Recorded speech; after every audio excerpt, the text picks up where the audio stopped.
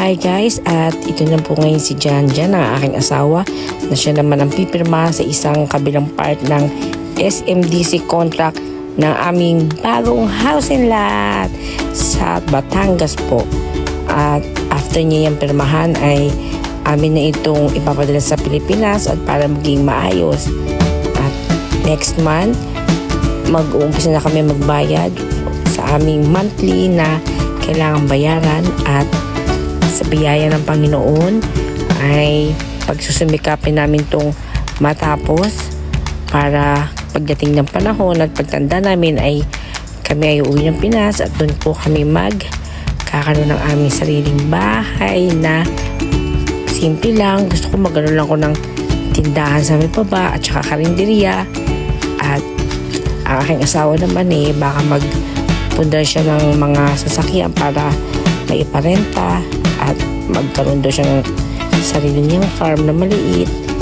Ganun simple lang ang aming pangarap. Wala na po kami ibang hinangad kundi ang kasama-kasama kami at kasama ang aming magiging mga apo sa aming mga anak. Ayan. At kami po excited na.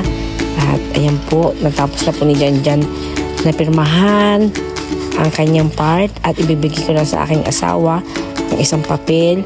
Mamaya makita nyo, at kami ay nagpapasalamat sa Panginoon at meron na kami sariling bahay. Ayan, bubuksan na ni Janjan. Yung sobre na yan ay naglalaman ng aming card na katunayan na kami pong mag-asawa ay owner ng bahay na yan sa Batangas. Kaya meron na po kaming bahay. Salamat sa Diyos, at hindi niyo po kami pinapabayaan sa lahat ng mga hirap na dinanas namin dito sa UAE, at sa tamang panahon ng Panginoon ay ito na po yun, at kami po ay hindi hihinto sa pag-serve kay God at ang aking pamilya.